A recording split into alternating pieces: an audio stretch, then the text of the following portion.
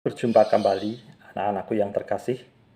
Pada kesempatan ini kita hendak mempelajari pokok bahasan ajaran sosial gereja. Pokok bahasan ini masih menjadi bagian dari bab hubungan antara gereja dan dunia. Adapun tujuan pelajaran dari pokok bahasan ini, setelah mempelajari materi ini, diharapkan kalian dapat yang pertama menjelaskan arti dan latar belakang ajaran sosial gereja. Yang kedua, mampu untuk menjelaskan secara singkat ajaran sosial gereja. Yang ketiga, mampu untuk menjelaskan macam-macam ajaran sosial gereja. Yang keempat, dapat menjelaskan pokok-pokok penting ajaran sosial gereja Katolik. Yang kelima, dapat menganalisis beberapa alasan mengapa ajaran sosial gereja kurang bergema dalam kehidupan nyata.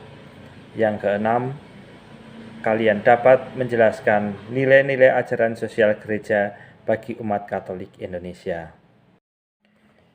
Anak-anakku yang terkasih, pokok bahasan kali ini akan membantu kalian untuk memiliki kemampuan mendalami keprihatinan sosial yang terjadi di sekitar kita.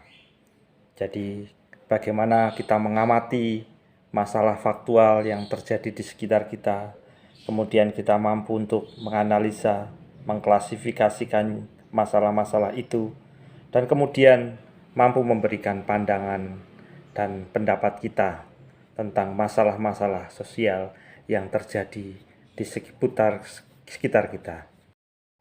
Oleh karena itu, anak-anakku yang terkasih, marilah kita mendalami ajaran sosial gereja. Yang pertama, apa itu ajaran sosial gereja? Ajaran sosial gereja adalah ajaran mengenai hak dan kewajiban berbagai anggota masyarakat dalam hubungannya dengan kebaikan bersama, baik dalam lingkup nasional maupun internasional. Yang selanjutnya, ajaran sosial gereja juga dapat dimengerti sebagai tanggapan gereja terhadap fenomena atau persoalan-persoalan yang dihadapi oleh umat manusia dalam bentuk himbauan, kritik, atau dukungan. Jadi menjadi jelas bagi kita apa itu ajaran sosial gereja. Selanjutnya, apa tujuan ajaran sosial gereja? Tujuan ajaran sosial gereja ialah menghadirkan kepada manusia rencana Allah bagi realitas duniawi, menerangi serta membimbing manusia dalam membangun dunia seturut rencana Tuhan. Ajaran sosial gereja juga dimaksudkan untuk menjadi pedoman, dorongan, dan bekal bagi banyak orang Katolik dalam perjuangannya ikut serta menciptakan dunia kerja dan beragam relasi manusia yang terhormat dan masyarakat sejahtera yang bersahabat dan bermartabat. Itulah pengertian ajaran sosial gereja dan tujuan dari ajaran sosial gereja.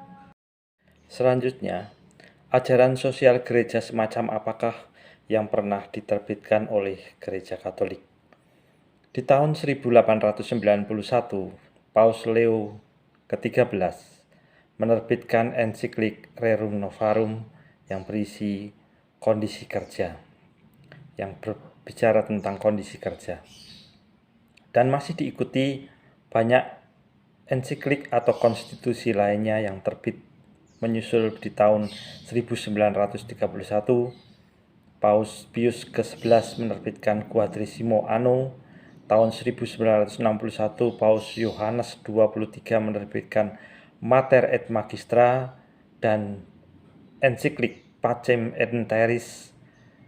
Juga pada tahun 1965 terbit Konstitusi Gaudium et Spes.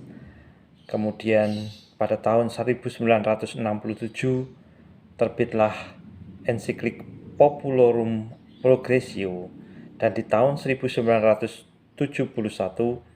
Paus Paulus ke-6 menerbitkan surat apostolik berjudul Octogesima Adveniens. Di tahun 1971 terbitlah Convenient ex Universo, berhimpun di seluruh dunia atau lebih dikenal Justitia in Mundo, Justice in the World. Di tahun 1975, Paus Paulus ke-6 menerbitkan Evangelii Nuntiandi. Selanjutnya, terbitlah Redemptor Hominis, Sang Penebus Manusia di tahun 1979. Inilah ensiklik pertama dari Paus Yohanes Paulus II. Dan kemudian di tahun 1979, Paus Yohanes Paulus II menerbitkan Laboren Exercens. Ini merupakan peringatan untuk berbicara kembali tentang kerja manusia. Dan di tahun 1981 muncullah ensiklik Solitudo Rei Socialis. Di tahun 1991 Paus Yohanes Paulus II meluncurkan Centesimus Annus. Dan di tahun 2002 menerbitkan dokumen yang dikeluarkan oleh Kongregasi Suci untuk ajaran iman, yakni Participation of Catholic in Political Life. Tentu saja ini berkaitan dengan himbauan untuk bagaimana keterlibatan umat Katolik di dalam dunia politik. Selanjutnya pada tahun 2009 diterbitkanlah Caritas in Veritate. Kalau tadi kita sudah melihat ajaran sosial gereja apa saja yang sudah terbit oleh gereja Katolik, maka pada bagian ini kita mau melihat konteks zamannya, sehingga mendorong gereja menerbitkan ajaran sosial. Di tahun 1891, Paus Leo ke-13 meluncurkan ensiklik Rerum Novarum sebagai tanggapan dengan munculnya revolusi industri yang membawa pesan sangat mendalam dan relevansinya hingga saat ini. Di tahun 1931, gereja terutama Paus Pius ke-11 meluncurkan ensiklik Quadragesimo Anno sebagai tanggapan depresi ekonomi yang muncul sejak 1929 yang menggoyang dunia. Di Eropa bermunculan diktator dan kebalikannya demokrasi merosot di mana-mana. Dan masih berlanjut hal itu pada tahun 1961 sehingga Paus Yohanes ke-23 melalui ensiklik Mater et Magistra juga menanggapinya. Dan Paus Yohanes ke-13 di tahun 1963 meluncurkan Pacem in Terris, damai di bumi, di mana perang dingin antara Barat dan Blok Timur muncul. Pendirian tembok Berlin yang memisahkan Jerman Barat dan Timur, simbol sebagai pemisahan bangsa manusia pada tahun 1961 saat krisis misil Kuba dari tahun 1962. Juga pada tahun 1965 gereja meluncurkan konstitusi pastoral Konsili Vatikan II dengan judul Gaudium et Spes. Ini sebagai tanggapan akan munculnya perang dingin masih tetap berlangsung dan di lain pihak negara-negara baru bermunculan beroleh kemerdekaan. Selanjutnya Paus Paulus ke-6 di tahun 1967 meluncurkan ensiklik Populorum Progressio. Konteks zaman waktu itu banyak negara baru bermunculan di Afrika, tetapi juga sekaligus perang ideologi dan antar kepentingan kelompok manusia luar biasa ramainya. Pada saat yang sama terjadi ancaman proses marginalisasi atau pemiskinan. Terjadi perang di Vietnam yang sangat brutal. Di Indonesia sendiri terjadi perang ideologis, Marxis, komunis, dan militer. Dan di tahun 1971 terbitlah surat apostolik Paus Paulus ke-6 dengan judul Octogesima Advenient. Konteks zamannya pada saat itu, dunia masih mengalami resesi ekonomi dengan korban mereka yang miskin.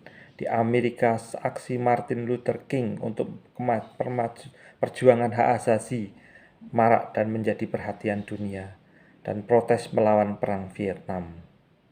Selanjutnya, pada tahun 1971, muncullah Convenientes ex Universo. Dan konteks zaman pada waktu itu, dunia sangat haus akan keadilan dan perdamaian, dan pengaruh dari pertemuan Medellin di Kolombia tahun 1968 sangat besar. Di tahun 1975, Evangeline Nunciandi untuk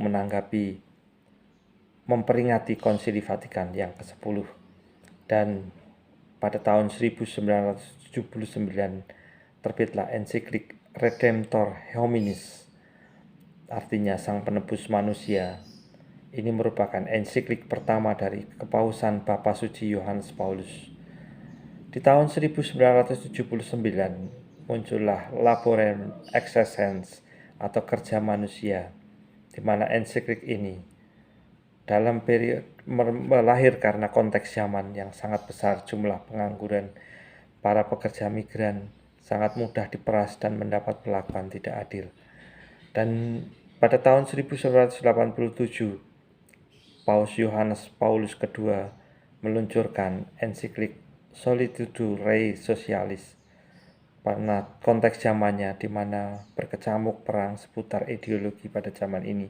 Soviet menginvasi Afghanistan dan setahun kemudian menarik diri dari Afghanistan, dan berbagai ketegangan yang masih muncul oleh persaingan ideologi yang hebat. 1991, Paus Yohanes Paulus II menerbitkan ensiklik Centesimus Annus. Dan konteks zaman pada waktu itu, jatuhnya komunisme di Eropa Timur yang ditandai dengan runtuhnya tembok Berlin. Kemudian Nelson Mandela, sang figur penentang diskriminasi, bebas dari penjara di tahun 1990. Memang ada sekian hal-hal baru yang pantas disimak. Di tahun 2002, gereja menerbitkan ajaran iman tentang partisipasi gereja di dalam dunia politik. Dan konteks zaman ini, di mana mengukir persoal-soal yang sangat mencolok, hidup manusia ditentukan oleh realitas tata politik. Aneka persoalan kemunduran sosial sering ditandai dengan kebangkrutan politik dalam hidup bersama. Soal-soal yang menyangkut kebebasan beragama dan kebebasan berkembang dalam budayanya juga menjadi perkara yang dominan pada periode sekarang ini. Terakhir, pada periode tahun 2009, Paus Benedictus ke-16 menerbitkan Caritas in Veritate, di mana konteks zaman pada waktu itu. Ensiklik ini mendiskusikan krisis finansial global dalam konteks meluasnya relativisme. Pandangan Paus melampaui kategori-kategori tradisional kekuasaan pasar sayap kanan atau kapitalisme dan kekuasaan negara sayap kiri atau sosialisme. Dengan mengamati bahwa setiap keputusan ekonomi memiliki konsekuensi moral, Paus menekankan pengelolaan ekonomi yang berfokus pada martabat manusia.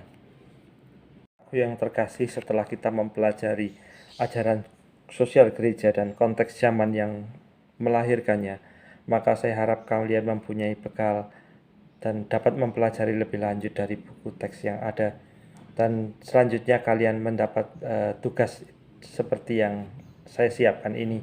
Semoga kalian dapat memberikan tanggapan yang baik sesuai dengan yang saya minta.